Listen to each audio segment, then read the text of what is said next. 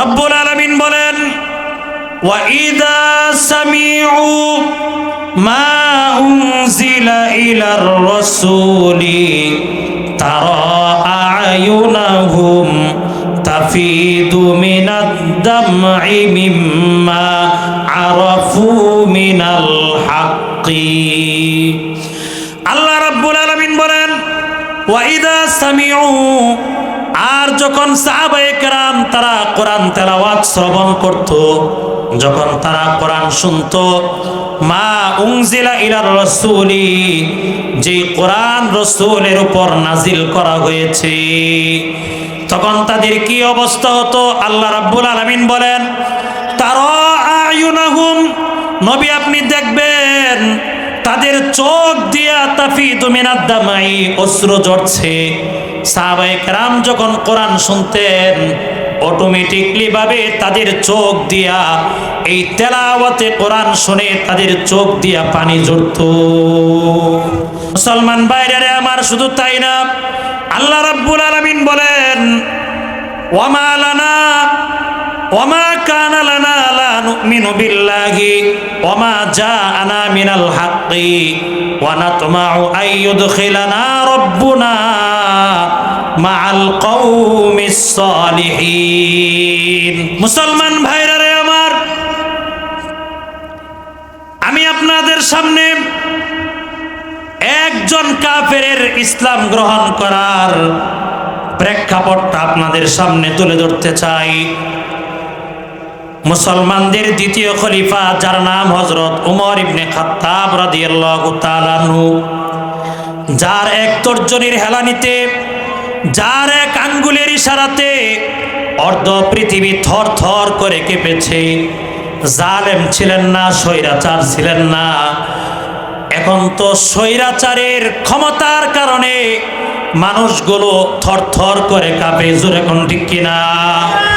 স্বৈরাচারের গরমের কারণে মানুষ থরথর করে কাঁপে। ওমর রাদিয়াল্লাহু তাআলা আনহু তো আর স্বৈরাচার ছিলেন না। ওমর রাদিয়াল্লাহু তাআলা আনহু এমন খলিফা ছিলেন, ন্যায় এবং ইনসাফের ভিত্তিতে ওনার এক তর্জনীর হেলানিতে অর্ধ পৃথিবী ইনসাফের সাথে শাসিত হয়েছে। জোরে কোন সুবহানাল্লাহ।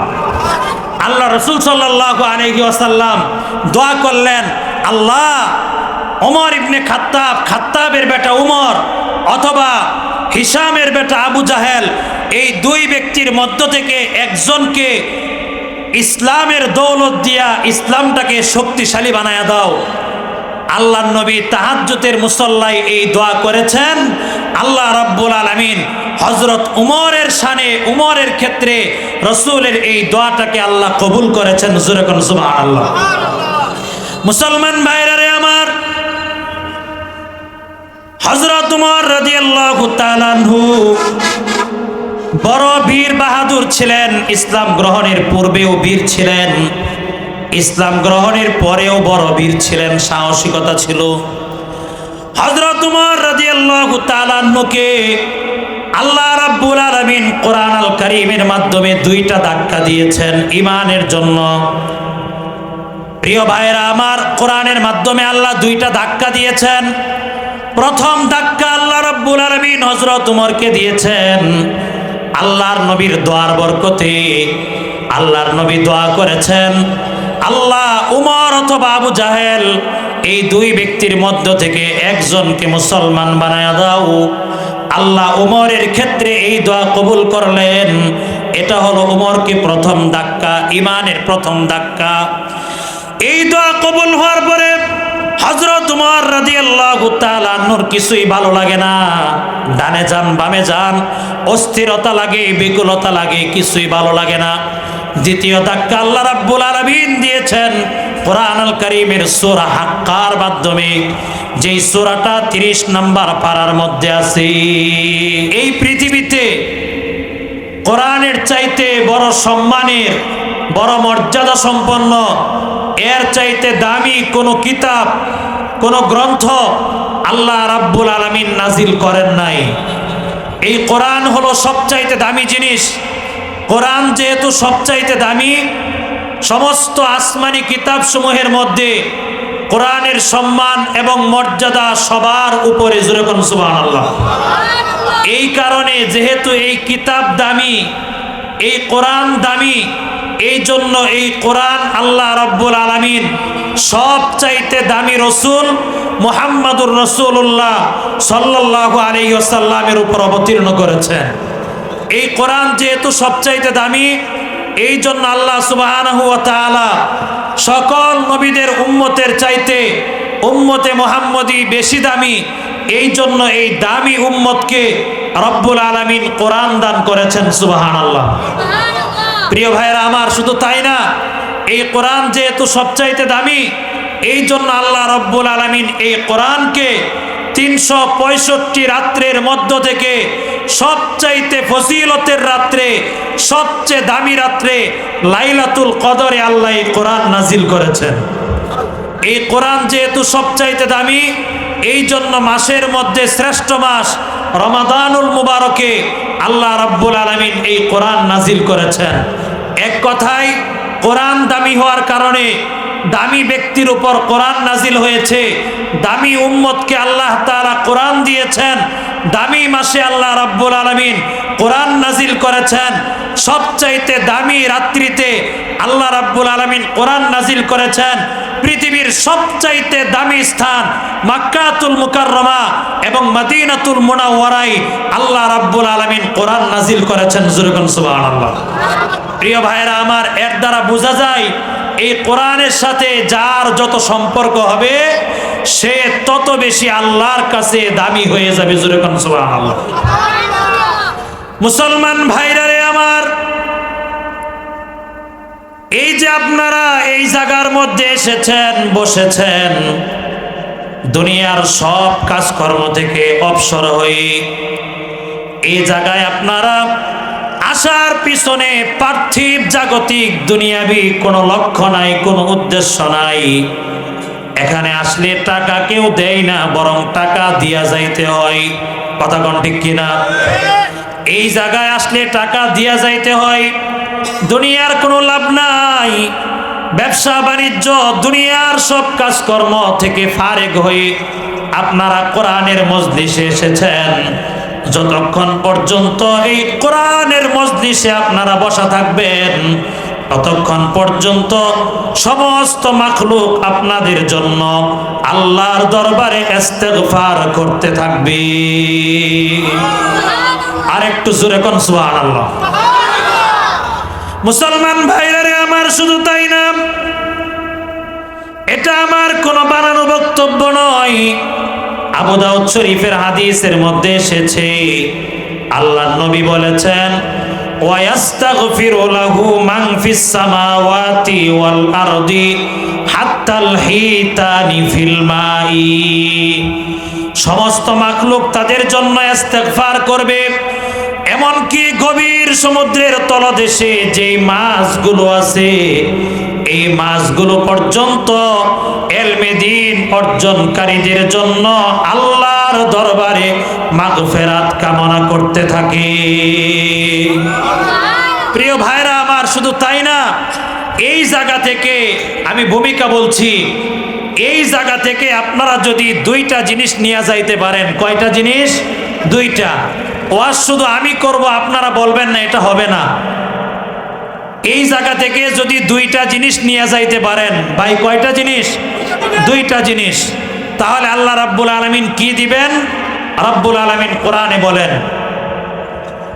ওয়ালাউ আন্না আহলাল কুরা আমানু ওয়াত্তাকাউ লাফাতাহনা আলাইহিম বারাকাতিম মিনাস সামাই ওয়াল আরদ।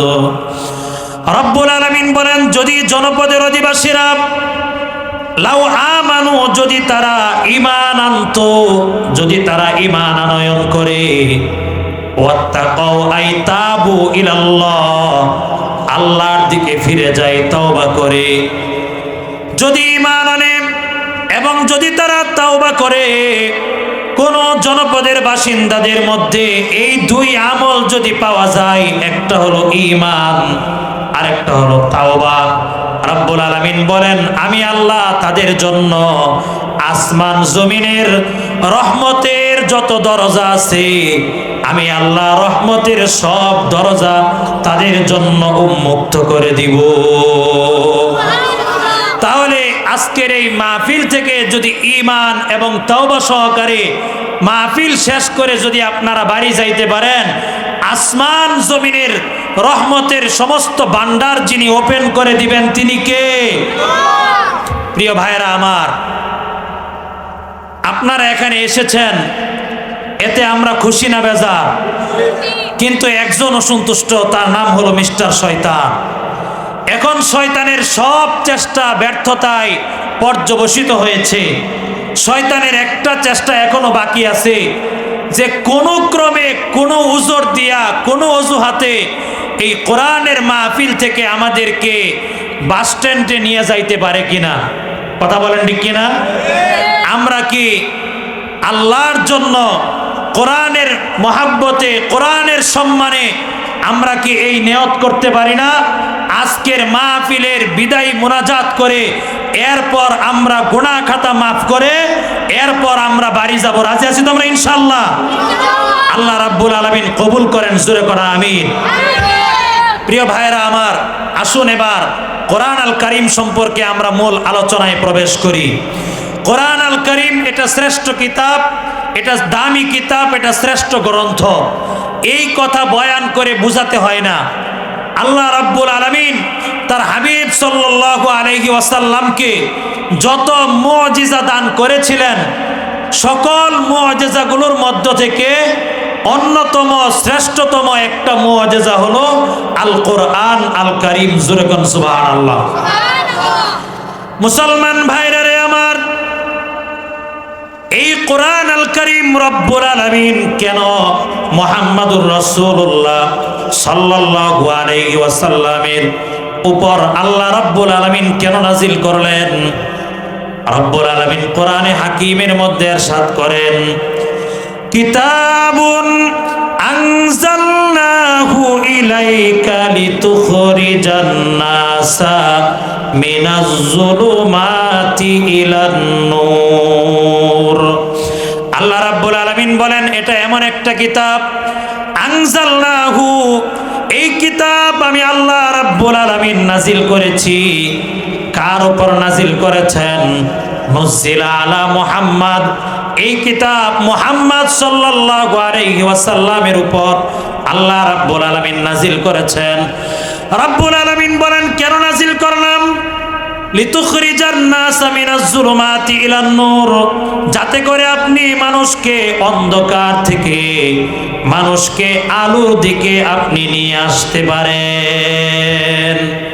এই কিতাব আল্লাহ দিয়েছেন মানুষ যেন অন্ধকার থেকে আলোর দিকে চলে আসে, দিক ভ্রান্ত মানুষগুলো যেন সঠিক দিকের দিশা পায়, অপদস্থ অবহেলিত মানুষ যেন সুরাইয়া তারকার উচ্চতার মতো আলোর সর্বোচ্চ শিখরে যেন পৌঁছতে পারে।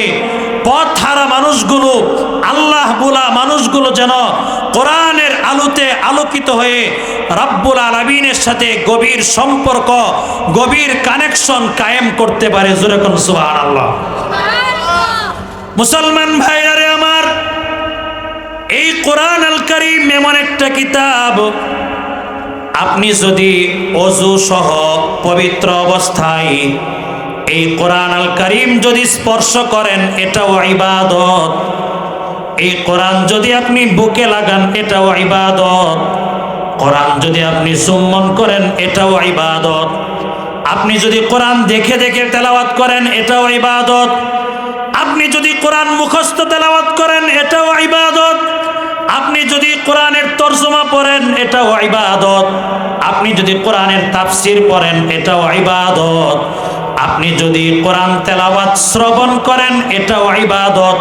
কোরআনের আলোচনা যদি আপনি শুনেন, এটাও ইবাদত। ইবাদত আর ইবাদত, এটা এমন একটা কিতাব, এর সাথে যার যেইভাবে সম্পর্ক হবে আল্লাহ রাব্বুল আলামিন এটাকে ইবাদত হিসাবে কবুল করে নেবেন। জোরে কোন সুবহানাল্লাহ। মুসলমান ভাইরা রে আমার, এই কোরআন আল কারীম, এজন্য হযরত উলামায়ে কেরাম বলেন, তাবারাক বিল কুরআনি ফাইন্নাহু কালামুল্লাহি ওয়া খারাজা মিনহু, তোমরা কোরআন আল কারীম থেকে বরকত অর্জন করো। কেন? ফাইন্নাহু কালামুল্লাহি, এই কোরআন হলো আল্লাহর কালাম। জোরে কোন সুবহানাল্লাহ।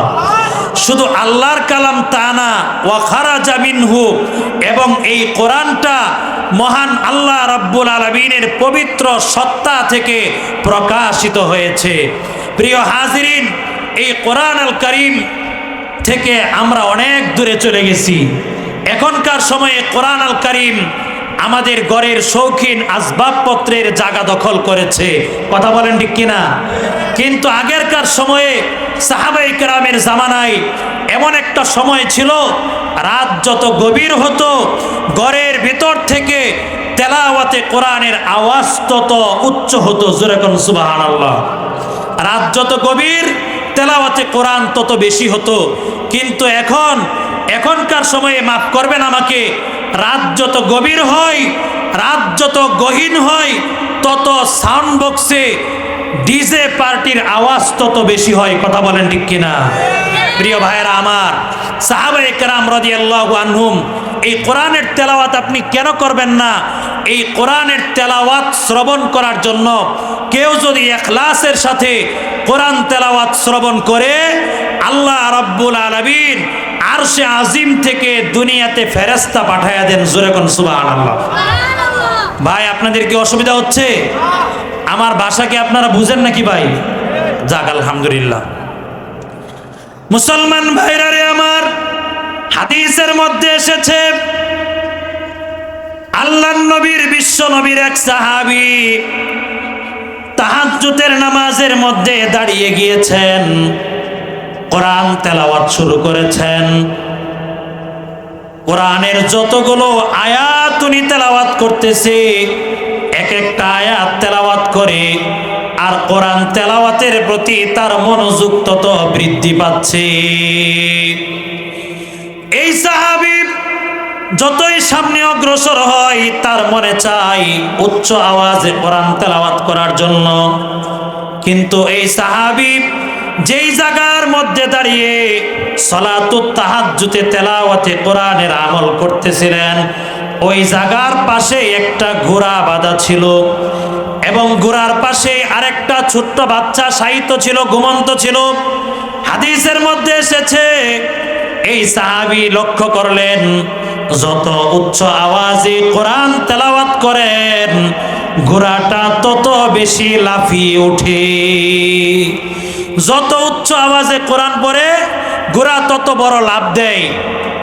এবার এই সাহাবী আশঙ্কা বোধ করলেন, আমার তেলাওয়াতে কোরআনের উচ্চ আওয়াজে হয়তোবা ঘোড়ার পাশে শায়িত ঘুমন্ত বাচ্চার ক্ষতি হবে। কিন্তু মনে মনে এই সাহাবীর বাসনা ছিল, আজকে যদি ঘোড়া বাঁধা না থাকতো, তাহলে আমি আরো উচ্চ কণ্ঠে কোরআন তেলাওয়াত করতাম। কিন্তু বাচ্চার ক্ষতি হবে, এই জন্য উচ্চ আওয়াজে আর পড়েন নাই, নিম্ন আওয়াজে, তুলনামূলক নিম্ন আওয়াজে উনি তেলাওয়াত করতে করতে সারা রাত কাটিয়ে দিয়েছেন। জোরে কোন সুবহানাল্লাহ। তেলাওয়াত সমাপ্ত করার পরে, সালাতুত তাহাজ্জুদ সমাপ্ত করার পরে, এবার এই সাহাবী আসমানের দিকে মাথা উঠাইছে, দুইটা হাত উপরে উঠাইছে, আল্লাহর কাছে দোয়া করবে, মুনাজাত করবে। এবার এই সাহাবী লক্ষ্য করে তার মাথার উপর থেকে তারকা রাজির মতো, নক্ষত্র রাজির মতো কয়েক গুচ্ছ আলো তার মাথার উপর থেকে আসমানের দিকে হারিয়ে যাচ্ছে। এই দৃশ্য দেখে এই সাহাবী আশ্চর্য হয়ে গেছে। সকালবেলায় বিশ্ব নবীর দরবারে এসেছে, ইয়া রাসূলুল্লাহ, ইয়া হাবিবাল্লাহ, ও আল্লাহর নবী, গত রাতে আমার সাথে এই ঘটনা ঘটেছে। আমি সালাতুত তাহাজ্জুদ সমাপ্ত করার পরে আমি আসমানের দিকে মাথা তুলে তাকায়া দেখলাম, আমার মাথার উপর থেকে কয়েক গুচ্ছ নক্ষত্রের আলো আসমানের দিকে হারিয়ে যাচ্ছে। আল্লাহর নবী, বিশ্ব নবী বলেন, ও সাহাবী, তুমি যদি গত রাত্রে উচ্চ কণ্ঠে সালাতুত তাহাজ্জুদে কোরআন তেলাওয়াত করতে, তোমার এই সালাতুত তাহাজ্জুদের তেলাওয়াতে কোরআন শ্রবণ করার জন্য আরশে আজিম থেকে দুনিয়াতে ফেরেশতারা আগমন করেছে। আরেকটু জোরে কন্যা সুবহানাল্লাহ। আল্লাহর নবী বলেন, যদি তুমি উচ্চ আওয়াজে কোরআন তেলাওয়াত করতে, তাহলে আসমান থেকে যে সকল ফেরেশতারা জমিনে এসেছিল সকল মদিনাবাসী ওই সকল ফেরেশতাদেরকে প্রত্যক্ষ করত। ভাইয়েরা আমার, এই হলো তেলাওয়াতে কোরআনের সম্মান এবং মর্যাদা। প্রিয় ভাইয়েরা আমার, কয়টা হাদিস বলবো? হাদিসের মধ্যে এসেছে আল্লাহ রসুল সাল্লাল্লাহু আলাইহি ওয়াসাল্লাম উনি মসজিদে প্রবেশ করলেন সালাতুত তাহাজ্জুদের সময়ে। ওই টাইমে রসুল মসজিদে প্রবেশ করে দেখে মসজিদের এক প্রান্তে হযরত আবু বকর সিদ্দিক রাদিয়াল্লাহু তাআলা আনহু কোরআন তেলাওয়াত করতেছে, জোরে কোন সুবহানাল্লাহ। আরেক দিকে হযরত উমর ইবনে খাত্তাব রাদিয়াল্লাহু তাআলা আনহু উনি কোরআন তেলাওয়াত করতেছে সালাতুত তাহাজ্জুদের নামাজের মধ্যে। মুসলমান ভাইরা রে আমার, হযরত আবু বকর সিদ্দিক রাদিয়াল্লাহু তাআলা আনহু তুলনামূলক নিম্ন আওয়াজে তাহাজ্জুদের নামাজে কোরআন তেলাওয়াত করতেছিলেন, আর হযরত উমর রাদিয়াল্লাহু তাআলা আনহু তুলনামূলক উচ্চ কণ্ঠে কোরআন তেলাওয়াত করতেছিলেন। এই দুই সাহাবী নামাজ সমাপ্ত করার পরে আল্লাহর নবী বিশ্ব নবীর কাছে এসেছে। আল্লাহর রাসূল হযরত আবু বকরকে ডাক দিয়া বলেন, হে আবু বকর, আপনি এত নিম্ন আওয়াজে কেন কোরআন তেলাওয়াত করতেছিলেন? হযরত আবু বকর সিদ্দিক রাদিয়াল্লাহু তাআলা আনহু জবাব দিয়েছে, ইয়া রাসূলুল্লাহ, ইয়া হাবিবাল্লাহ, ও আল্লাহর নবী, যেই মহান সত্তাকে আমি আবু বকর তেলাওয়াত শোনানোর ইচ্ছা করেছি, ওই মহান সত্তা তো অন্তরের সংবাদও তিনি জানেন। আমি যেই সত্তাকে কোরআন তেলাওয়াত শোনাইতে চাই, ওই সত্তা তো অন্তরের গোপন সংবাদও জানেন, এজন্য আমি উচ্চ আওয়াজে পড়ি নাই। আল্লাহর নবী হযরত ওমরকে জিজ্ঞাসা করলেন, হে ওমর, তুমি এত উচ্চ আওয়াজে তেলাওয়াত কেন করতেছিলে?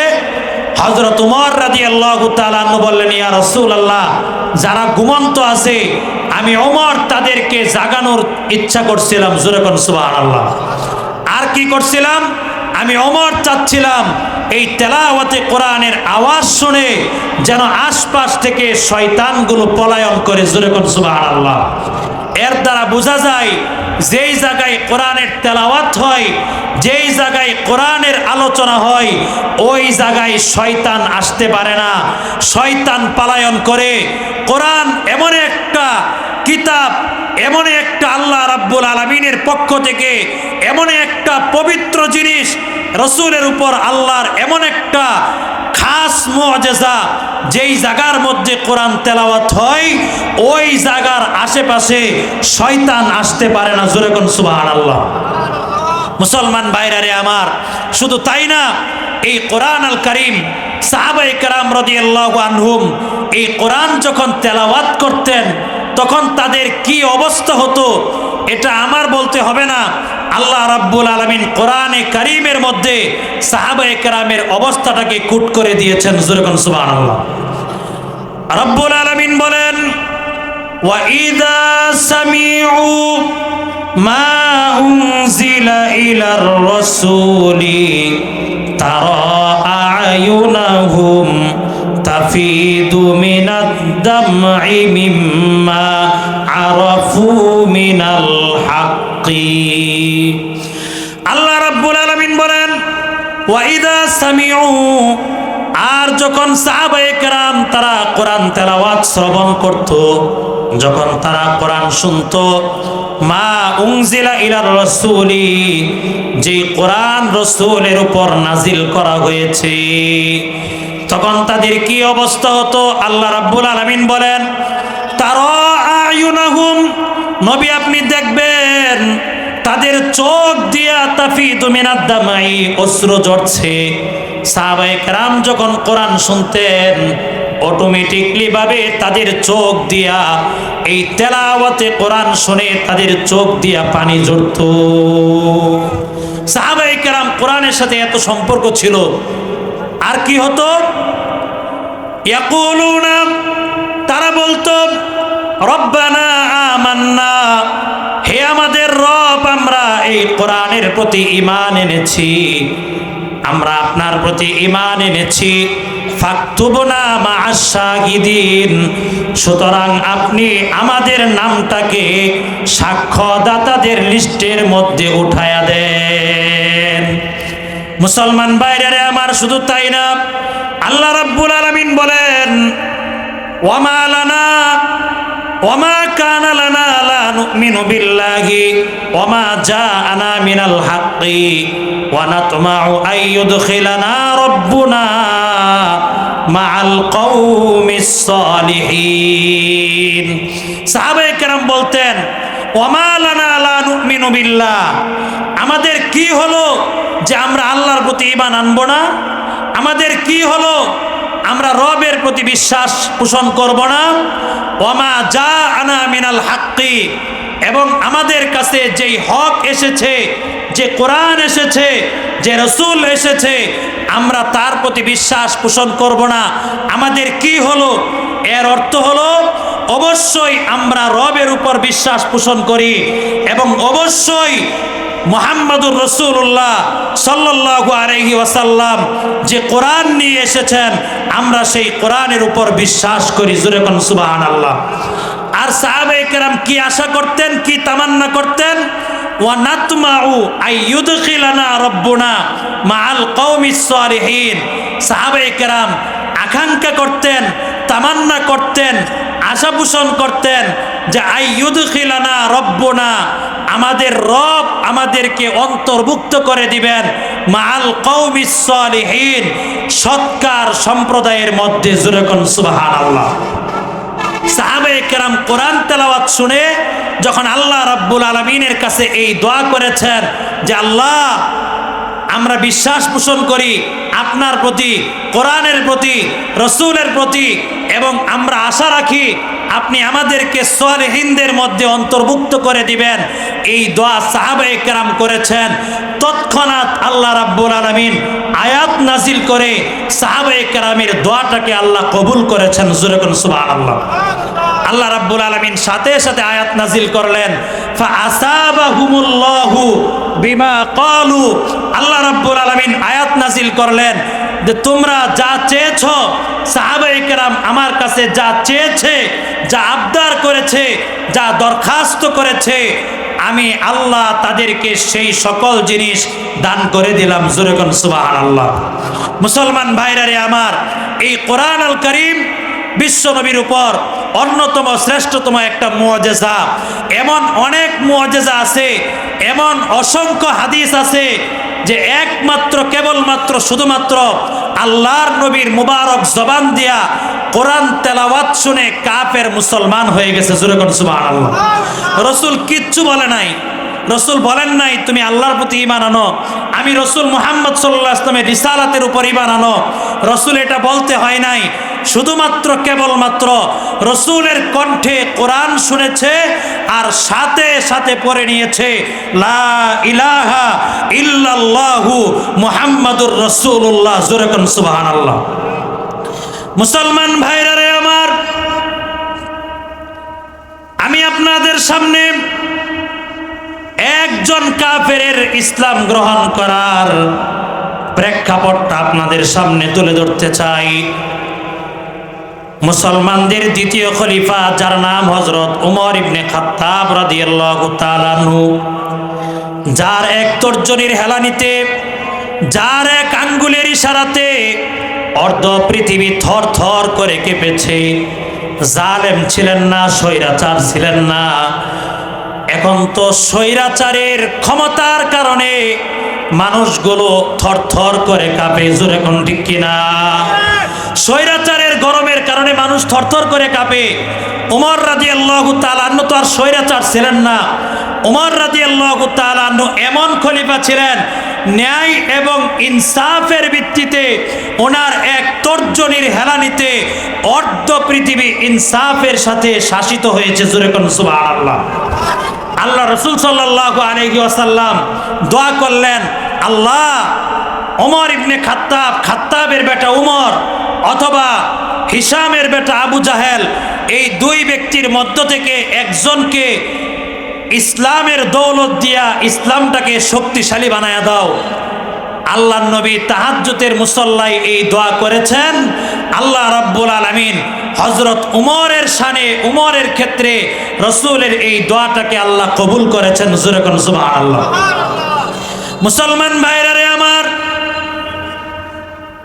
হযরত উমর রাদিয়াল্লাহু তাআলা আনহু বড় বীর বাহাদুর ছিলেন। ইসলাম গ্রহণের পূর্বেও বীর ছিলেন, ইসলাম গ্রহণের পরেও বড় বীর ছিলেন, সাহসিকতা ছিল। হযরত উমর রাদিয়াল্লাহু তাআলা আনহুকে আল্লাহ রাব্বুল আলামিন কোরআন আল কারীমের মাধ্যমে দুইটা ধাক্কা দিয়েছেন ঈমানের জন্য। প্রিয় ভাইরা আমার, কোরআনের মাধ্যমে আল্লাহ দুইটা ধাক্কা দিয়েছেন। প্রথম ধাক্কা আল্লাহ রাব্বুল আলামিন হযরত উমরকে দিয়েছেন আল্লাহর নবীর দোয়ার বরকতে। আল্লাহর নবী দোয়া করেছেন, আল্লাহ উমর অথবা আবু জাহেল এই দুই ব্যক্তির মধ্য থেকে একজনকে মুসলমান বানায়া দাও। আল্লাহ উমরের ক্ষেত্রে এই দোয়া কবুল করলেন। এটা হলো উমরকে প্রথম ধাক্কা, ঈমানের প্রথম ধাক্কা। এই দোয়া কবুল হওয়ার পরে হযরত উমর রাদিয়াল্লাহু তাআলা আনহুর কিছুই ভালো লাগে না। ডানে যান বামে যান, অস্থিরতা লাগে, বিকলতা লাগে, কিছুই ভালো লাগে না। দ্বিতীয় ধাক্কা আল্লাহ রাব্বুল আলামিন দিয়েছেন কোরআন আল কারীমের সূরা হাক্কার মাধ্যমে, যেই সূরাটা 30 নম্বর পারার মধ্যে আছে। সূরা কালামের পরে সূরা হাক্কা, এই সূরাতুল হাক্কা দিয়ে রাব্বুল আলামিন হযরত উমরকে ঈমানের দ্বিতীয় ধাক্কা দিয়েছেন। জোরে কোন সুবহানাল্লাহ। এখন হযরত উমর ইসলাম তো গ্রহণ করেন নাই, উনি শুধুমাত্র আল্লাহ রসুলকে ফলো করেন। রসুল কোথায় যায় গোপনে গোপনে, প্রকাশ্যে যায় না, কারণ রসুলের বিরোধিতা করে। তো এখন যদি রসুলকে প্রকাশ্যে ফলো করে তাহলে এটা অসম্মান, এটা লজ্জাজনক। এই জন্য গোপনে গোপনে আল্লাহ রসুলকে দেখে। আল্লাহর নবী ডান দিকে গেলে ওমরও ডান দিকে যায়, রসুল বাম দিকে গেলে ওমরও বাম দিকে যায়, রসুল সামনে গেলে ওমরও সামনে যায়, রসুল পিছনে গেলে ওমরও পিছনে যায়। এক কথায় একজন মানুষকে পর্যবেক্ষণ করার জন্য, অনুসরণ করতে হলে যা করা দরকার ওমর রাদিয়াল্লাহু তাআলা আনহু তা করতে লাগলেন। জোরে কোন সুবহানাল্লাহ। তো আল্লাহর নবী বাইতুল্লাহ শরীফে নামাজের মধ্যে সূরা হাক্কা রাসূল তেলাওয়াত শুরু করলেন। আল্লাহর নবী সূরাতুল হাক্কা তেলাওয়াত করতে করতে এই আয়াত পর্যন্ত পৌঁছে গেলেন, ওয়ামা হুয়া বিকাউলি শাইর কলিলাম মা তুমিনুন। এই আয়াতের অর্থ হলো, এই কোরআন আল কারীম এটা কোনো কবির কবিতা নয়, কোনো কবির রচিত কবিতা নয়। কলিলাম মা তুমিনুন, তোমরা অল্প সংখ্যক লোকেই কোরআনের প্রতি বিশ্বাস স্থাপন করো। হযরত উমর পিছনে দাঁড়ায় দাঁড়ায় শুনতেছে রসুল কি তেলাওয়াত করে। তো উমর মনে মনে ভাবতেছে, নবী যা পড়তেছে মনে হয় এটা একটা কবিতা। জোরে কর নাউজুবিল্লাহ। উনি মনে মনে চিন্তা করতেছে আর কি, এটা মনে হয় কবিতা হবে। তো উমর মনে মনে এই চিন্তা করতেছে, আর আল্লাহর নবী সূরা হাক্কা তেলাওয়াত করতে করতে এই আয়াত পর্যন্ত এসেছেন, ওমা হুয়া বিকাউলি শাইর কালিলাম মা তুমিনুন। এটা কবির কোনো কবিতা নয়, অল্প সংখ্যক লোকেই তোমরা বিশ্বাস পোষণ করো। জোরে কোন সুবহানাল্লাহ। এবার হযরত উমর বলে, রসুল কি আমাকে দেখে ফেলছে? আমার মনের সংবাদ কিভাবে জানে যে আমি মনে মনে ধারণা করতেছি এটা কবির কবিতা? এই কোরআন উমর ধারণা করতেছে এটা কবির কবিতা। এরপর আল্লাহর নবী তেলাওয়াত শুরু করলেন, ওয়ালা বিকাউলি কাহিনিন কলিলাম মা তাযাক্কারুন। এবার উমর মনে মনে ভাবতেছে, আচ্ছা এটা যদি কবির কবিতা না হয় তাহলে মনে হয় এটা গণকের গণনা হবে। জোরে কর নাউজুবিল্লাহ। সে তো মুসলমান হয় নাই, তার ইসলাম ধর্ম গ্রহণের কাহিনী আমি বলছি না, এই কোরআনের মুআজিজা কি একটু দেখেন। আমরা কোরআন থেকে কত দূরে চলে গেছি। ওমর মনে মনে ভাবতেছে এটা গণকের গণনা হবে। তো হযরত রাসূল সাল্লাল্লাহু আলাইহি ওয়াসাল্লাম ওই টাইমে নামাজের মধ্যে এই আয়াত পড়লেন, ওয়ালা বিকাউলি কাহিন, এটা গণকের গণনা নয়। জোরে কোন আল্লাহু আকবার। প্রিয় ভাইয়েরা আমার, এবার উমর চিন্তা করে এটা যদি কবির কবিতা না হয়, এটা যদি গণকের গণনা না হয়, তাইলে জিনিসটা কি? এই জিনিসটা কি? এবার আল্লাহ রাব্বুল আলামিন কোরআনকে এইভাবে সাজাইছেন, উমরকে তো ধাক্কা দিবেন, তার অন্তরে কোরআনের প্রভাব আল্লাহ বিস্তার করবেন। কেমনে বিস্তার করতেছেন লক্ষ্য করেন। এবার রাসূল তেলাওয়াত করলেন। কি তেলাওয়াত করলেন? তানজিলুম মির রাব্বিল আলামিন।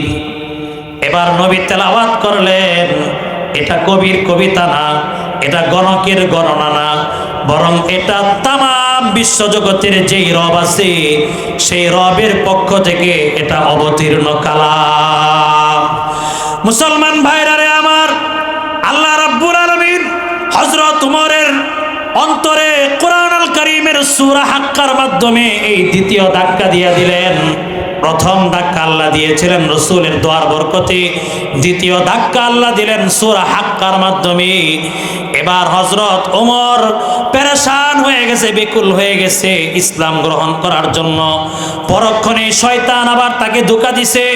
হে ওমর, মক্কার মধ্যে ঘোষণা হয়েছে যেই ব্যক্তি মুহাম্মদের কল্লা আনতে পারবে, মাথা আনতে পারবে, তাকে এমন এমন পুরস্কার দেওয়া হবে। এবার উমর বের হয়ে গেছে নাঙ্গা তরবারি হাতে নিয়ে বিশ্ব নবীজিকে হত্যা করার জন্য। পথিমধ্যে বনু জাহরা গোত্রের এক ব্যক্তির সাথে সাক্ষাৎ হয়েছে। এই ব্যক্তি বলে, ওমর কোথায় যাও? ওমর ডাক দিয়া বলে, মুহাম্মদের কল্লা আনতে যাই। জোরে কর নাউজুবিল্লাহ। এবার এই ব্যক্তি ডাক দিয়া বলে, হে ওমর, মুহাম্মাদুর রাসূলুল্লাহর কল্লা আনতে হবে না, মাথা আনতে হবে না, আগে নিজের ঘরের সংবাদ নাও। অর্থাৎ তোমার বোন ফাতেমা এবং তোমার ভগ্নিপতি সাঈদ, তারা দুইজনেই রাসূলের হাতে হাত রেখে কালিমা পড়ে মুসলমান হয়ে গেছে। এবার হযরত ওমর সে রাস্তা ঘুরিয়ে ফেলছে। বিশ্ব নবীজির দরবারে যাওয়ার ইচ্ছা করেছিল, এবার ভগ্নিপতির বাড়ির দিকে রওনা হয়ে গেছে। ঘরের মধ্যে দরজা লাগায়া কোরআনুল কারীমের সূরা তাহা তেলাওয়াত করতেছিলেন। কোরআনুল কারীমের সূরা তাহা তারা তেলাওয়াত করতেছিলেন। যেই মাত্রই হযরত ওমরের আওয়াজ শুনেছে, ওমর এসেছে, বোন ভগ্নিপতি, তাদের দুইজনকে হযরত খাব্বাব রাদিয়াল্লাহু তাআলা আনহু কোরআন তেলাওয়াত শিক্ষা দিচ্ছিলেন। এবার হযরত উমরের আওয়াজ শোনার পরে তাড়াতাড়ি উনি লুকিয়ে গেছে। আর বোন ভগ্নিপতি চামড়ার মধ্যে যে সূরা তাহার অংশ বিশেষ লেখা ছিল এটা আর গোপন করতে পারে নাই। ঘরের ভিতরে প্রবেশ করে হযরত উমর তার বোন এবং ভগ্নিপতিকে প্রহার করা শুরু করছে। রক্তাক্ত করে ফেলেছে, রক্ত ফিনকি দিয়ে ঝরতেছে। এরপরে বোনের রক্ত দেখে, ভগ্নিপতির রক্ত দেখে হযরত উমরের মনে একটু মায়া লাগছে, একটু দয়া জাগছে। ডাক দিয়া বলে, বোন রে, তোমরা কি পাইছো মুহাম্মদের দরবারে? যেই মুহাম্মদের দরবারে যায় সেই কালিমা পড়ে মুসলমান হয়ে যায়, তোমরা কি পেয়েছো? বোন ডাক দিয়া বলে, ভাই ওমর, জীবন যেতে পারে, আমি সর্বহারা হতে পারি, এরপরেও মুহাম্মদুর রাসূলুল্লাহর উপর যে ঈমান এনেছি আমি সেই ঈমান হারা হতে পারবো না। জোরে কোন সুবহানাল্লাহ। এই কথা বলার পরে ওমর ডাক দিয়া বলে, আচ্ছা তোমরা কি পড়তেছিলে আমাকে একটু পড়ে শোনাও, একটু দাও না। বোন ডাক দিয়া বলে, ইন্নাকা রিজসুন, তুমি নাপাক, লা ইয়ামাসসুহু ইল্লাল মুতাহহারুন, এটা পবিত্রতা ব্যতীত এটা স্পর্শ করা যাবে না। কোরআন পবিত্রতা অর্জন ব্যতীত স্পর্শ করা জায়েজ নাই। এবার ওমর দেখেন দিল কিভাবে তৈরি হচ্ছে কোরআনের প্রতি। ওমর গোসল করেছেন, পবিত্র হয়েছেন। হযরত ওমর উনি ভালো আরবি জানতেন, যেহেতু আরবি ভাষী ছিলেন, উনি এটা হাতে নিলেন আর পড়তে লাগলেন সূরা তাহা থেকে, তাহা মা আনজালনা আলাইকাল কুরআন লিতাশকা ইল্লা তাযকিরাতাল লিমান ইয়াখশা। এটা তেলাওয়াত করতে লাগলেন। আল্লাহ রাব্বুল আলামিন কোরআনুল কারীমের এই সূরা তাহার মাধ্যমে হযরত উমরকে ঈমানের জন্য তৃতীয় ধাক্কা দিয়েছেন। জোরে করুন সুবহানাল্লাহ। এরপর রসুলের দরবারে গিয়েছেন। রসুলের দরবারে গিয়ে রসুলের মুবারক হাতে হাত রেখে কালিমা পড়ে মুসলমান হয়ে গেছে। জোরে করুন সুবহানাল্লাহ। প্রিয় ভাইরা আমার, এই হলো কোরআন আল কারীমের মুআজিজা। কোরআন আল কারীমের মুআজিজা, এটা তো সাহাবায়ে কেরামের জামানা। 80-র দশকের দিকে আপনারা সবাই জানেন কারি আব্দুল বাসিত রাহিমাহুল্লাহু তাআলা, ওনার নাম শুনেছেন। যদি না শুনে থাকেন, বাড়িতে গিয়ে অ্যান্ড্রয়েড ফোনে একটু ইউটিউবে ঢুকে সার্চ দিবেন যে বিশ্ব কারি আব্দুল বাসিত রাহিমাহুল্লাহু তাআলা, কারি আব্দুল বাসিত লিখবেন। লেখার সাথে সাথে দেখবেন ওনার তেলাওয়াতগুলো এসে গেছে। 80-র দশকে কারি আব্দুল বাসিত রাহিমাহুল্লাহু তাআলা তিনি বলেন, রসুলের জামানায় কোরআনের মুআজিজা তো সাহাবায়ে কেরাম দেখেছেন, রসুল দেখেছেন। 80-র দশকে কারি আব্দুল বাসিত রহমতুল্লাহি আলাইহি বলেন, আমি আমার এই দুই চোখ দিয়া 100-র উপরে হাজার হাজার কোরআনের মুআজিজা দেখেছি। জোরে করুন সুবহানাল্লাহ। মুসলমান ভাইরা রে আমার, 80-র দশকে মিশরের প্রেসিডেন্ট ছিলেন জামাল আব্দুল নাসের। জামাল আব্দুল নাসের রাষ্ট্রীয় সফরে উনি মস্কো গেলেন, রাশিয়াতে গেলেন। ওই সময় রাশিয়াতে সমাজতন্ত্রের জয় জয়কার ছিল, লাল সংবিধানের প্রচলন ছিল ওই সময় রাশিয়াতে। জামাল আব্দুল নাসের মিশরের প্রেসিডেন্ট, উনি মস্কো সফর করলেন। রাষ্ট্রীয় সফর সমাপ্ত করার পরে কমিউনিজমের মতাদর্শে বিশ্বাসী কমিউনিস্টদের সাথে উনি খুশ গল্পে মেতে উঠলেন। খুশ গল্পের এক পর্যায়ে কমিউনিস্ট নেতারা জামাল আব্দুল নাসেরকে ডাক দিয়া বলে, হে জামাল আব্দুল নাসের, তুমি তো 1500 বছর পূর্বের সেই সেকেলে কোরআন নিয়ে তুমি বসে আছো। জোরে কর নাউজুবিল্লাহ। বলে 1500 বছর পূর্বের জীবন ব্যবস্থা নিয়ে তুমি বসে আছো, 1500 বছর পূর্বের রাষ্ট্র ব্যবস্থা নিয়ে তুমি বসে আছো। আমরা দেখো সমাজতন্ত্রের চর্চা করছি, লাল সংবিধানে বিশ্বাসী। আমরা তোমার দেশে, তুমি তোমার দেশে লাল সংবিধান সমাজতন্ত্র কায়েম করো, আমরা তোমাকে টেকনোলজি সরবরাহ করব, বিজ্ঞানের উৎকর্ষতার যত সর্বোচ্চ জিনিস আছে আমরা বিনামূল্যে তোমার রাষ্ট্রে আমরা তা সরবরাহ করব। ডাক দিয়া বলে, তুমি ইসলাম বাদ দিয়া দাও, তুমি সমাজতন্ত্র কায়েম করো, বিনা পয়সায় তোমার রাষ্ট্রে আমরা উন্নত টেকনোলজি, আধুনিক বিজ্ঞান আমরা তোমার রাষ্ট্রে মাগনা দিব, ফ্রি দিব, সরবরাহ করব। বিনিময়ে কি হবে? বিনিময়ে এটা হবে যে তোমার রাষ্ট্র আধুনিক যুগের উন্নত রাষ্ট্রের মধ্যগুলোর থেকে একটা রাষ্ট্র হয়ে যাবে। জামাল আব্দুল নাসের উনি ইসলাম সম্পর্কে জানতেন, তবে এত ভালো করে উনি বুঝতেন না। উনি যেমন পেরেছেন তেমন একটা জবাব দিয়ে উনি চলে এসেছেন। কিন্তু ওনার অন্তরে বড় একটা ব্যথা যে কমিউনিস্ট নেতারা আমাকে ইসলাম নিয়ে আমার সাথে তুচ্ছ-তাচ্ছিল্য করেছে, আমি ভালো করে জবাব দিতে পারি নাই। উনি অপেক্ষায় ছিলেন আবার কবে উনি রাশিয়া সফরে যাবেন, মস্কো সফরে যাবেন।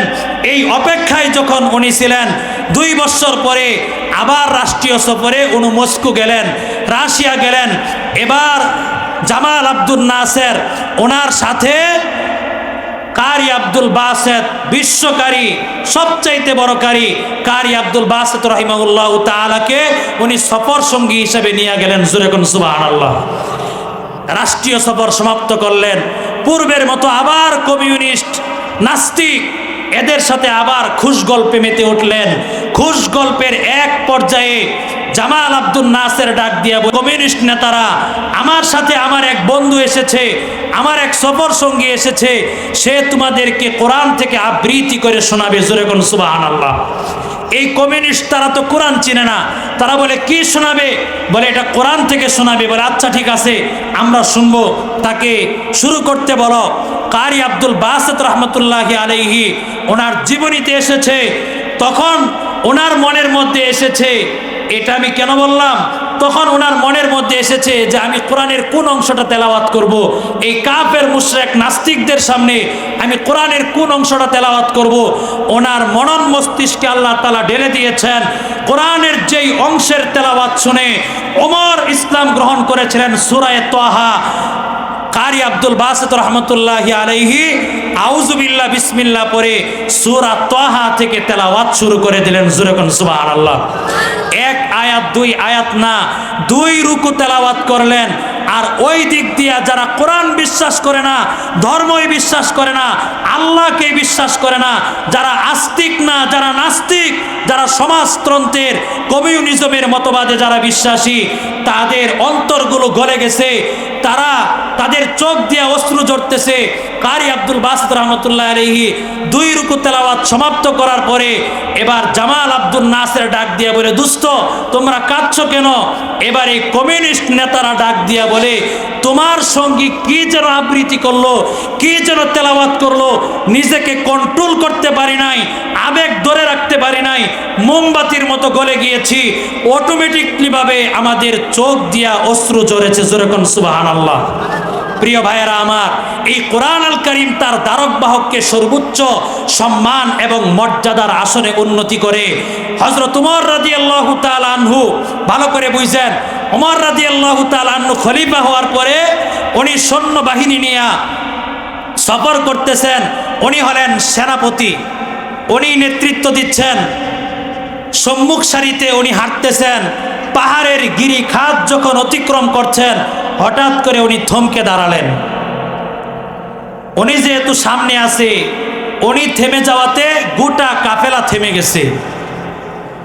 পেছন থেকে এক লোক এসে বলে, ইয়া খলিফাতুল মুসলিমিন, ইয়া আমিরুল মুমিনিন, ইয়া খলিফাতুল মুসলিমিন, আপনি এই পাহাড়ের গিরিখাতে আপনি কি দেখতেছেন? প্রচন্ড রৌদ্র, সবার কষ্ট হচ্ছে, সবাই তৃষ্ণার্ত পিপাসার্ত, সবাই ক্ষুধার কষ্ট আছে, আপনি এই গরমের মধ্যে এখানে কেন দাঁড়িয়ে রয়েছেন? খলিফাতুল মুসলিমিন হযরত ওমর ডাক দিয়া বলে, এই পাহাড়ের গিরিখাতে আসার পরে আমার অতীত জীবনের একটা কাহিনী মনে পড়ে গেছে, একটা হিস্টোরি আমার স্মরণ হয়ে গেছে, ইয়াদ হয়ে গেছে। আমি যখন ইসলাম গ্রহণ করি নাই, তখন আমি আমার পিতার উটগুলোকে চড়ানোর জন্য এই পাহাড়ের গিরিখাতে নিয়ে আসতাম। আর আমি এত ব্যাকুপ ছিলাম, এত নির্বুধ ছিলাম, আমি এত বোকা ছিলাম, সারাদিন পাহাড়ের গিরিখাতে আমি আমার উট চড়াতাম, আমি আমার পশুগুলোকে আমি চড়াতাম। সন্ধ্যাবেলায় যখন আমি বাড়ি যাইতাম, তখন আমার পিতা আমাকে ডাক দিয়া বলতো, বেয়াকুফ ওমর, সারাদিন কাটাইলি কিন্তু উটগুলোকে পেট ভরাইতে পারস নাই। হযরত ওমর বলে, সন্ধ্যাবেলায় যখন বাড়ি যাইতাম, তখন আমার পিতা আমাকে বলতো, বেয়াকুফ, সারাদিন গেল এই উটগুলোর পেট ভরাইতে পারো নাই, এদেরকে তৃপ্ত করতে পারো নাই, তোমার কর্মজীবন কি হবে, তোমার ভবিষ্যৎ লাইফ কিভাবে কাটবে? হযরত ওমর রাদিয়াল্লাহু তাআলা আনহু এটা স্মরণ করে বলে, আ'আজ্জানাল্লাহু বিহাযাদ-দ্বীন, আর এখন আমি খলিফাতুল মুসলিমিন, অর্ধ পৃথিবীর শাসক, আমার এক আঙ্গুলির হেলানিতে অর্ধ পৃথিবী ন্যায় এবং ইনসাফের সাথে পরিচালিত হয়। ইসলাম গ্রহণের আগে আমি ভালোভাবে উট চড়াইতে পারতাম না, আর ইসলাম গ্রহণ করার কারণে, এই কোরআনের কারণে আল্লাহ রাব্বুল আলামিন আমাকে এই ইজ্জত এবং সম্মান দিয়েছেন। হুজুর এখন সুবহানাল্লাহ। মুসলমান ভাইরা রে আমার, শুধু তাই না, সাহাবায়ে কেরাম রাদিয়াল্লাহু আনহুম এই কোরআনের এত আশিক ছিলেন, কোরআনের এত প্রেমিক ছিলেন। আল্লাহর নবী সাল্লাল্লাহু আলাইহি ওয়াসাল্লাম এক যুদ্ধ থেকে, হাদিসে এসেছে, এক যুদ্ধ থেকে রসুল প্রত্যাবর্তন করছেন। পথিমধ্যে রসুল কাফেলাকে বিশ্রাম গ্রহণের নির্দেশ দিলেন। রাত হয়ে গেছে, দুই সাহাবীকে প্রহরী নিযুক্ত করেছে যে তোমরা দুইজন সবাই ঘুমাবে, তোমরা দুইজন পাহারার দায়িত্বে থাকবে। মুসলমান ভাইরা রে আমার, গোটা কাফেলার সদস্যরা সবাই ঘুমিয়ে পড়ল। পাহারায় নিযুক্ত এই দুই সাহাবী পাহাড়ের চূড়ার মধ্যে উঠে গেল। তারা দুইজন পরামর্শ করল, এখন তো রাতের প্রথম অংশ শুরু হয়েছে, এখন যদি দুইজনেই জাগ্রত থাকি তাহলে শেষ রাত্রিতে ঘুম আসতে পারে। আর যদি আমরা পাহারার দায়িত্ব রেখে যদি ঘুমায়া যাই তাহলে শত্রু বাহিনী ইসলামী বাহিনীর উপর আক্রমণ করবে। এই দুই সাহাবী পরামর্শ করছে, একজন প্রথম রাত্রে ঘুমায়া যাও, আরেকজন প্রথম রাত্রে পাহারা দিবে। এই সিদ্ধান্ত নেওয়ার পরে এক সাহাবী ঘুমায়া পড়ছে, আরেক সাহাবী পাহারার কাজে নিয়োজিত আছে। কিছুক্ষণ যাওয়ার পরে এবার সে চিন্তা করলো, এমনিতেই সারা রাত কাটানোর দরকার কি, আমি নামাজের মুসল্লার মধ্যে দাঁড়ায়া যাই। ওই পাহাড়ের চূড়ার মধ্যে নামাজে দাঁড়ায় গেছে। হাদিসের মধ্যে এসেছে, সিরাতের কিতাবের মধ্যে এসেছে, ওই সাহাবী নামাজের মধ্যে দাঁড়িয়ে কোরআন আল কারীমের সূরা কাহাফ তেলাওয়াত শুরু করে দিছে। এই সাহাবী সূরাতুল কাহাফ লম্বা সূরা অর্ধেক তেলাওয়াত করেছে। ওই দিক দিয়া শত্রু বাহিনী দেখেছে, পাহারার দায়িত্বে কাউকে দেখা যায় না, দূর থেকে একজন ব্যক্তিকে দাঁড়ানো দেখা যায়, দণ্ডায়মান দেখা যায়। শত্রু বাহিনী তাকে লক্ষ্য করে তীর নিক্ষেপ শুরু করেছে। প্রথম তীর শরীরে বিদ্ধ হয়েছে, 3-4টা তীর বিদ্ধ হয়েছে। এই সাহাবী বলে, আমি তেলাওয়াতে কোরআনের এমন মজা পাচ্ছিলাম, যদিও আমার শরীর তীর দিয়া বিদ্ধ হয়ে গেছে, একাধিক তীরে আমি বিদ্ধ হয়ে গেছি, কিন্তু তেলাওয়াতে কোরআনের মজার কারণে আমার সালাত ছাড়তে মনে চাচ্ছিল না। পরক্ষণে যখন তিনি দেখলেন যে রক্ত ঝরতে ঝরতে উনি সেন্সলেস হয়ে যেতে পারেন, অজ্ঞান হয়ে যেতে পারেন, তখন ওনার সঙ্গীকে ডেকেছেন। ওনার সঙ্গী ডাক দিয়া বলে, ভাই আপনি প্রথমে বললেন না কেন? বলে, আরে ভাই, আমি তো নামাজে সূরাতুল কাহাফ তেলাওয়াত শুরু করতেছিলাম, অর্ধেক তেলাওয়াতের পরে আমার শরীরে তীর আসা শুরু হয়েছে, আমি চাচ্ছিলাম আমার তীর আসুক আর যা আসুক, আমি যেন সূরাতুল কাহাফ তেলাওয়াতটা সমাপ্ত করতে পারি। জোরে কোন সুবহানাল্লাহ। প্রিয় ভাইরা আমার, এই জন্য এই তেলাওয়াতে কোরআন যার যত বেশি হবে, আমলে কোরআন যার যত বেশি হবে, আল্লাহর কাছে তার তত বেশি দাম হবে। কথা বলেন ঠিক কিনা? মুসলমান ভাইরা রে আমার, হাদিসের মধ্যে এসেছে, আল্লাহর নবী বিশ্ব নবী বলেন, আল কোরআনু শাফিউন মুশাফফাউন ওয়া মাহিল্লুন মুসাদ্দাকুন মান জাআলাহু আমামাহু কাদাহু ইলাল জান্নাহ। আল্লাহর নবী বলেন, কোরআন কিয়ামতের দরবারে, কিয়ামতের ময়দানে আল্লাহর আদালতে কোরআনওয়ালার পক্ষে সুপারিশ করবে। মুশাফফাউন, কোরআন এমন সুপারিশ করবে যার সুপারিশ আল্লাহর দরবারে গৃহীত হবে। একটু জোরে কর না সুবহানাল্লাহ। কোরআন এমন সুপারিশ করবে, মনে করেন আমরা দুনিয়াতে যারা নেতা আছে, নেত্রী আছে, জনপ্রতিনিধি আছে, তাদের কাছে আমরা বিভিন্ন সুপারিশ নিয়ে যাই যে ভাই আমাকে অমুক কাজটা করে দেন, আমার রাস্তাটা করে দেন, আমার কালভার্টটা করে দেন। বিভিন্ন কাজের সুপারিশ নিয়ে মানুষ যায়, 10টা কাজের জন্য গেলে একটা পাই তো পাই না। কথা বলেন ঠিক কিনা? প্রিয় ভাইরা আমার, আল্লাহর নবী বলেন, কোরআনওয়ালার পক্ষে কিয়ামতের ময়দানে কোরআন এমন সুপারিশ করবে, যার পক্ষে কোরআন সুপারিশ করবে আল্লাহ রাব্বুল আলামিন তার পক্ষেই কোরআনের সুপারিশ গ্রহণ করবেন। জোরে কোন সুবহানাল্লাহ। শুধু কোরআন সুপারিশ করবে তা না, ওয়া মাহিল্লুন মুসাদ্দাকুন, কোরআন আল্লাহর দরবারে কোরআনওয়ালার পক্ষে আল্লাহর সাথে বিতর্ক করবে। জোরে কোন সুবহানাল্লাহ। যার বিতর্ক আল্লাহ রাব্বুল আলামিন কবুল করবেন। প্রিয় ভাইরা আমার, এই কোরআনের সাথে যদি আমরা সম্পর্ক করতে পারি, লাভ কি হবে?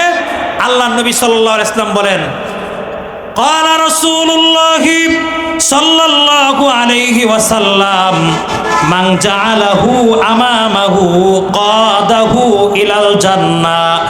এই কোরআনকে যারা সামনে রাখবে, জীবন চলার ক্ষেত্রে কোরআনকে যারা গ্রহণ করবে, ভালো করে বুঝেন হযরত চলে এসেছেন। এই জীবন চলার ক্ষেত্রে আমি আমার মূল পয়েন্টে চলে এসেছি। জীবনের প্রত্যেকটা ক্ষেত্রে, নিজের ব্যক্তিগত জীবনে, নিজের পারিবারিক জীবনে, নিজের সামাজিক জীবনে, নিজের রাষ্ট্রীয় জীবনে, নিজের রাজনৈতিক জীবনে। এই কথা বললে অনেকে বলবে হুজুর মনে হয় রাজনীতি করে, কথা বলেন ঠিক কিনা? আরে ভাই, কোরআনে রাজনীতি আছে না নাই? আরেকটু জোরে কোন, কোরআনে রাজনীতি আছে না নাই? আল্লাহর নবী, বিশ্ব নবী, ইসলামী রাষ্ট্রের রাষ্ট্রপ্রধান ছিলেন হযরত আবু বকর সিদ্দিক রাদিয়াল্লাহু তাআলা আনহু রাষ্ট্রপ্রধান ছিলেন, হযরত ওমর রাষ্ট্রপ্রধান ছিলেন, হযরত আলী, হযরত উসমান, হযরত মুআবিয়া রাষ্ট্রপ্রধান ছিলেন। রাষ্ট্রের মধ্যে সুখ নাই, শান্তি নাই, কেন নাই? রাষ্ট্রের মধ্যে কোরআন নাই।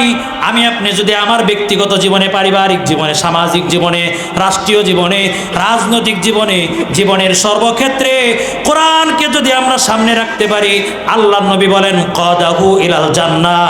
এই কোরআন টেনে টেনে কোরআনওয়ালাকে জান্নাতে নিয়ে যাবে। আর যারা ওয়ামান জাআলাহু খালফা যহরিহি, কোরআনকে যারা মানবে না, কোরআনকে যারা পিছনে রাখবে, জীবনের সর্বক্ষেত্রে কোরআনকে যারা সেকেলে মনে করবে আধুনিক বিজ্ঞানের যুগে কোরআনের শাসন চলে না, আধুনিক বিজ্ঞানের যুগে কোরআনের বিধান অচল, এটা যারা বিশ্বাস করবে, এটা যারা মনে করবে, আল্লাহর নবী বলেন মরতে দেরি হবে। কাদাহু ইলাল জান্নাহ সাকাতাহু ইলান নার, কোরআন তাকে টেনে টেনে জাহান্নামে নিক্ষেপ করবে।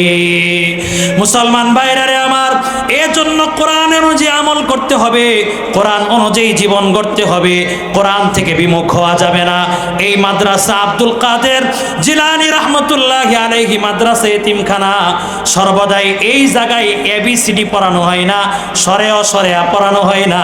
এই জায়গায় সর্বদাই দিনে রাত্রে তাহাজ্জুদের সময় এই তেলাওয়াতে কোরআনের এই আমল হয়। এটা শ্রেষ্ঠ জায়গা। এই জায়গার মধ্যে রাজনীতি হয় না, এই জায়গার মধ্যে কারো গীবত হয় না, এই জায়গায় কারো শিকায়াত হয় না। এই জায়গায় সর্বদাই শ্রেষ্ঠ কিতাব আল কোরআন আল কারীমের তেলাওয়াত হয়, কথা বলেন ঠিক কিনা? সুতরাং আল কোরআনের আলো, আল হাদিসের আলো, নারে তাকবীর। মুসলমান ভাইরা রে আমার সর্বশেষ কথা, এই কোরআন যদি গ্রহণ না করেন, ভাই কেউ মনে করেন না হুজুর রাজনীতি করে। আমি বাংলাদেশে প্রচলিত কোনো দলের রাজনীতি আমি করি না, এটা বড়ডোবার মানুষ ভালো করে জানে। আমি বড়ডোবা 9 বছর যাবত আসি। এই বড়ডোবার মানুষগুলোর সাথে আমার হৃদয়ের সম্পর্ক, কথা বলেন ঠিক কিনা? এই বড়ডোবার মানুষ টাকার জন্য আসে না, বড়ডোবার মানুষের সাথে আমার হৃদয়ের সম্পর্ক। এই বড়ডোবার মানুষ আমাকে এই মঞ্চে কথা বলার যোগ্যতার প্রথম সাহায্য সহযোগিতা করেছে বড়ডোবার মানুষ। আমি বাস স্ট্যান্ডে এই মসজিদে 6 বছর খতিবের দায়িত্ব পালন করেছি, এখন এই মসজিদে পালন করি। আমি আমার অতীত লাইফকে ভুলে যাই নাই। আপনাদের দোয়ায় এখন সারা দেশে কথা বলি, কিন্তু আমি আমার অতীত লাইফকে ভুলি নাই। যে এই বড়ডোবার মানুষ আমার বিবাহের পূর্বে তারা আমাকে খতিব নিয়োগ দিয়েছিল, এবং এই পর্যন্ত আলহামদুলিল্লাহ আমি বলতে পারি এই 9-10 বছর হয়ে যাচ্ছে, বড়ডোবার একজন মানুষ আমার সাথে কোনো প্রকারের খারাপ আচরণ করে নাই। জোরে কোন আলহামদুলিল্লাহ। আমি বড়ডোবাবাসীর প্রতি কৃতজ্ঞ। আমিও মনে করি বড়ডোবার মানুষ আমাকে হৃদয় দিয়ে ভালোবাসে। এই জন্য এই কথাগুলো বললাম। কোরআন ছাড়া ভাই মুক্তির কোনো রাস্তা নাই। কোরআন ধরবেন, মুক্তি পাবেন, দুনিয়াতেও মুক্তি, আখেরাতেও মুক্তি। কোরআন যদি ভুলে যান, কোরআন যদি না ধরেন, আল্লাহ রাব্বুল আলামিন বলেছেন ওয়ামান আ'রাদা আন যিকরি ফা ইন্না লাহু মাঈশাতান দঙ্কা ওয়া নাহশুরুহু ইয়াওমাল কিয়ামাতি আ'মা। কোরআন যদি আপনি বিস্মিত হয়ে যান, তাহলে রাব্বুল আলামিন বলেন আল্লাহ তাআলা আপনাকে এই দুনিয়ার জীবনে সংকীর্ণ জীবন দান করবে। মাঈশাতান দঙ্কার একটা ব্যাখ্যা হলো, আপনি যখন কবরে যাবেন, কবরের মাটি আপনাকে এমন চাপ দিবে, হাড্ডিগুলোকে উলট পালট করে দিবে। প্রিয় ভাইরা আমার, এই জন্য এই কোরআন ধরা ছাড়া আমাদের কোনো মুক্তি নাই, কথা বলেন ঠিক কিনা? এই এই জন্য কোরআনের সাথে আমরা আছি তো সবাই ইনশাআল্লাহ। প্রিয় ভাইয়েরা আমার, কোরআন যদি না ধরেন কিয়ামতের ময়দানে ওয়াকাল আর রাসূলু ইয়া রব্বি ইন্না কওমি ইত্তাখাযু হাযাল কুরআন মাহজুরা, রাসূল আমার আপনার বিপক্ষে আল্লাহর আদালতে বলবে, অভিযোগ দায়ের করবে, হে আমার রব, আমার উম্মত এই কোরআনকে সুকেজে রেখেছে, আমার উম্মত এই কোরআনকে শৌখিন আসবাবের বস্তু বানিয়েছে, জীবন বিধান হিসেবে গ্রহণ করে নাই, জীবন চলার ক্ষেত্রের পাথেয় হিসেবে গ্রহণ করে নাই, হেদায়েতের সঠিক পথের দিশা হিসাবে, পথ নির্দেশক হিসাবে গ্রহণ করে নাই। এজন্য ভাইয়েরা আমার, আমি সংক্ষিপ্ত সময়ে যেই কথাগুলো বললাম, আলোচনা আরও দীর্ঘায়িত ছিল, হযরত চলে এসেছেন, আমি আপনাদেরকে এই জিনিসটা বোঝানোর চেষ্টা করলাম। সামনে রমাজান আসতেছে, কোরআনের সাথে আমরা থাকবো তো ইনশাআল্লাহ? তাহলে আমার সাথে বলবেন, কোরআন আছে যেখানে, নারে